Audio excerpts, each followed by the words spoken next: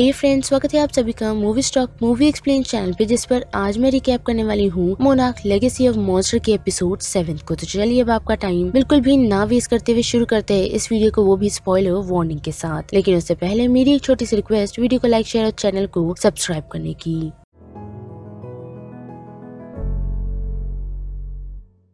तो 7th episode की शुरुआत हमें टिम से दिखाई जाती है, जो अभी भी जिंदा है। साथ ही हम ये भी देख पाते हैं कि केट और केंटेरो घर जाने की तैयारी कर चुके हैं, वो भी मे की बदौलत, जिससे केंटेरो काफी खुश है क्योंकि उसे अब अपने फादर के बारे में कुछ भी नहीं जानना। लेकिन वही बात करे केट की, तो वो अभी भी इन सारे सवालों को लेकर काफी कंफ्यूज है कि उसके डैड एक्चुअल में उस मशीन के साथ वहाँ क्या कर रहे थे, जिससे केंटेरो को कोई भी लेना देना नहीं। लेकिन उसी दौरान केट ये नोटिस कर पाती है कि मे लगभग 40 मिनट से वॉशरूम गई हुई है, और जैसे ही वो वॉशरूम पहुंचती है तो उसे मे के पासपोर्ट के अलावा कुछ भी नहीं मिलता। और हम देख पाते हैं कि मे को कोई वॉशरूम से ऑलरेडी ले जा चुका है और वो प्लेन की मदद से कहीं निकल चुकी है। और वॉशरूम से बाहर आते ही कीट की मुलाकात टिम से होती है, जिसका दिन काफी खराब गुजरा है। लेकिन कीट को ऐसा ही लग रहा है कि मे को गायब करने वाला और कोई नहीं बल्कि टिम है, क्योंकि उसके पार्टनर डुवाल के साथ मे ने किसी तरह की डील की हुई थी, जिस बारे में टिम को कोई भी आइडिया नहीं। जिसके बाद टिम उन लोगों को शांत रहने के लिए कहता है और बताता है कि मोनार्क का बेस और किसी पर नहीं बल्कि उनके ग्रैंड पेरेंट्स पर ही टिका हुआ था, क्योंकि उन लोगों ने ही मोनार्क की नींव को स्टार्ट किया था। जिससे वो दोनों ही कंफ्यूज है। और साथ ही केट उसे अपने फादर के बारे में बताती है, जो अभी भी जिंदा है, जो सुन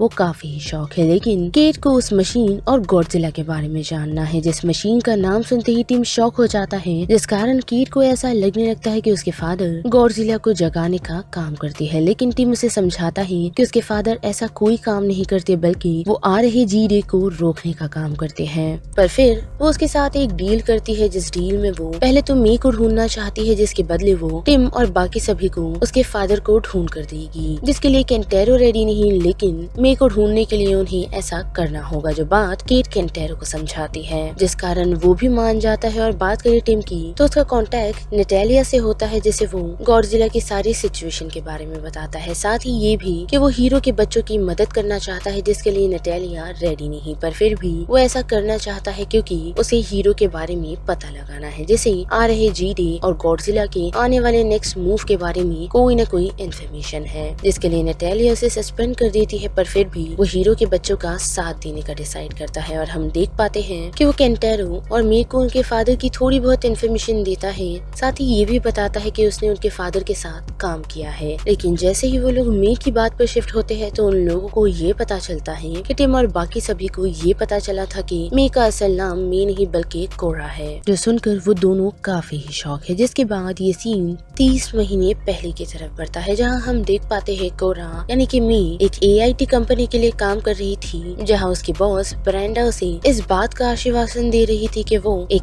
ऐसा काम कर रही है जो ह्यूमन काइंड के लिए काफी इम्पोर्टेंट है, और साथ ही एक काफी अच्छी अपॉर्चुनिटी भी कोरा के सामने है। लेकिन कोरा को ये बात नहीं समझ रही थी कि उसने अब तक ऐसा कोई भी काम नहीं किया जो ह्यूमन काइंड के लिए काफी हेल्पफुल हो। साथ ही कोरा को साइबरनेटिक न्यूट्रल इंटरफेस यूनिट में जाने की इजाजत भी नहीं थी, जहाँ जाने का कोरा का काफी मन था, क्योंकि वहाँ जाकर वो अपने कामों को प्रॉपरली कर सकती थी। लेकिन ना जाने की परमिशन के कारण कोरा खुद को रोक नहीं पाई, और उसने उस यूनिट में जाने का खुद के लिए रास्ता बना लिया। जहाँ पहुँचते ही उसे पता चला कि AET कंपनी चिंपैंजी और बाकी और जानवरों पर बॉडी हॉरर एस्क्वेड जैसे टेक्नोलॉजी को इस्तेमाल कर रही थी, यानी कि उन पर एक्सपेरिमेंट कर रही थी। जिन सारी चीजों से कोरा काफी चिढ़ चुकी थी, और उसने अपनी कोडिंग स्किल का इस्तेमाल किया, जिस कारण AET के मौजूदा डेटा पर AET का मौजूदा डेटा धीरे धीरे वाइप आउट होना शुरू हो गया, जो चीज ब्रेंडा को पता चल गई और उसे उसके सेवरल मैसेजेस आने लगे, जिससे डर कोरा ने अपनी बहन लायरा को इन सारी चीजों के बारे में बताया, और ये भी कि उसे यहाँ से भागना होगा। और इसी कारण कोरा यहाँ से निकल सीधा जापान जा पहुंची, इसी सोच में कि AET उसे कभी पकड़ नहीं पाएगा। और अब बड़े फिर से मे, केंटेरो और टीम की तरफ तो हम देख पाते हैं कि वो तीनों मिल कोरा के घर आ पहुंचे हैं, जहाँ उन लोगों की मुलाकात मे से तो नहीं होती, लेकिन हाँ उसकी बहन से जरूर होती है, जो उन लोगों से काफी घबराई हुई है। पर ज्यादा इन्फॉर्मेशन ना मिलने के कारण वो लोग भी उसकी फैमिली को झूठ कहकर वहाँ से निकल जाते हैं, क्योंकि लगभग 2 सालों से कोरा की मुलाकात उसकी फैमिली से नहीं हुई। लेकिन बाहर निकलते ही वो लोग देख पाते हैं कि लायरा कहीं जा रही है, जिसका पीछा तो वो लोग करते हैं, लेकिन लायरा उन लोगों को पकड़ लेती है और पूछती है कि वो लोग कंपनी से है क्या, जिसकी इन्फॉर्मेशन उन लोगों के पास नहीं। और केंटेरो लायरा को शांत करने में कामयाब होता है, जिसके बाद लायरा उन लोगों को कोरा का सच बताती है, जो सुनकर केट उसे कोरा को वापस लाने का वादा करती है। वही हम कोरा को देख पाते हैं, जिसकी बातचीत ब्रेंडा से हो रही है और वो उसे यही कह रही है कि उसे पता है कि कोरा ने उनकी एक्सपेरिमेंट्स को देख लिया है, जो चीज कोरा की समझ नहीं आती, क्योंकि उसे नहीं समझ आता कि आईटी कंपनी को जानवरों से क्या लेना देना। पर उन लोगों की बात हो उससे पहले ही वह गॉडजिला का अलार्म बज जाता है, जिस कारण शहर में सभी लोग बंकर की तरफ मूव होना स्टार्ट होते हैं और साथ ही ब्रेंडा के ऑफिस के लोग भी, जिससे ब्रेंडा घबराती नहीं और वो कोरा को रोक ये सच बताती है कि ये अलार्म और किसी ने नहीं बल्कि उसके दोस्तों ने किया है, ताकि वो कोरा को यहाँ से निकाल सके। लेकिन उसके दोस्तों के उस तक पहुंचने से पहले ब्रेंडा उसे ये कहती है कि अगर वो इन सारी सिचुएशन से निकलना चाहती है तो उसे गॉडजिला और बाकी सभी टाइटन्स के बारे में उसे बताना होगा, जिसे उसने अभी तक देखा है। जो सुनकर फिर से कोरा काफी कंफ्यूज है, क्योंकि उसे समझ नहीं आ रहा, पर फिर भी ब्रेंडा को उसकी इन्फॉर्मेशन चाहिए। और साथ ही वो उसे ये भी कहती है कि अगर उसने ऐसा नहीं किया तो वो उसके साथ लीगली जा सकती है। जिसके बाद क्या वो उन लोगों को यानी कि केट, केंटेरो और टिम के साथ कोरा को छोड़ जाती है, जिसके बाद मैं उन लोगों को अपना सच बताती है। साथ ही उन लोगों को यहाँ से जाने के लिए भी कहती है, क्योंकि उसे उन लोगों की हेल्प नहीं चाहिए। और वहाँ से निकलते ही हम देख पाते हैं कि उन लोगों की मुलाकात नटालिया से होती है, जो उनसे यानी कि टिम से काफी ही नाराज है। साथ ही वो केट और केंटेरो और बाकी सभी को उनके इस प्रोजेक्ट से दूर रहने के लिए कहती है, लेकिन केट उसे बताती है कि किस तरह उसने गॉडजिला और उसके फादर को ढूंढा, वो भी मोनार्क की बगैर हेल्प के, जिस कारण नटालिया सोच में पड़ जाती है। वही बात करें मी की तो वो फिर से ब्रेंडा से आकर मिली है, जिसने उसका साथ देने का डिसाइड किया है। साथ ही हम देख पाते हैं कि ब्रेंडा को मोनार्क से कॉल आया है और कैरा वहाँ से निकल अपनी फैमिली से फाइनली जाकर मिलती है और साथ ही केट और केंटेरो का साथ देने का डिसाइड करती है। वही बात करी टीम की तो वो नटालिया को समझा रहा है कि मोनार्क का अब सभी लोगों के सामने आना काफी ही इम्पोर्टेंट है, जिस कारण नटालिया डिसाइड कर लेती है कि वो सभी लोगों को लाइव टीवी पर मोनार्क की सच्चाई के बारे में बताएगी और उस फॉल्स अलार्म के बारे में भी, जिससे लोग शांत भी रहेंगे और उन लोगों पर उन्हें भरोसा भी होगा, जो वो करती भी है। और उसी के साथ हम देख पाते हैं कि ब्रेंडा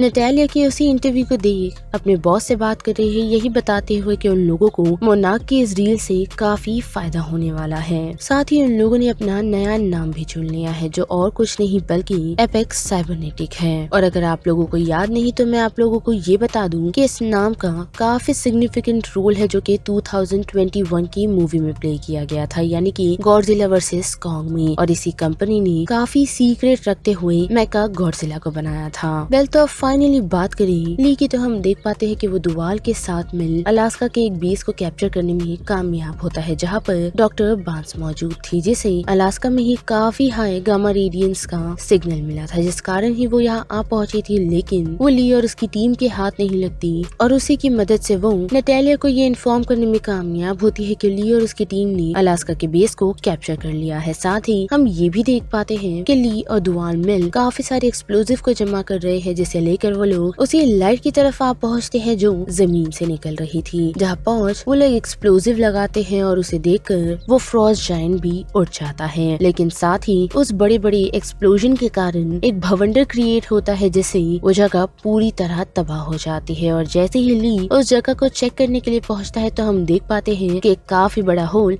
उस जमीन में हो चुका है, जिसे देख ली काफी खुश है। वेल तो बस इस एपिसोड में इतना ही, जिस बारे में अब आप सभी की क्या राय बनती है उसे लेकर आप मुझे कमेंट सेक्शन में बता सकते हो। साथ ही वीडियो पसंद आई तो वीडियो को लाइक, शेयर और चैनल को सब्सक्राइब करना मत भूलिएगा। बाकी मैं मिलूंगी आपको फिर किसी मूवीज या सीरीज के रीकैप के साथ। तब तक के लिए आप movie stock movie explain channel के बाकी वीडियोस को एंजॉय कीजिए। Till then bye.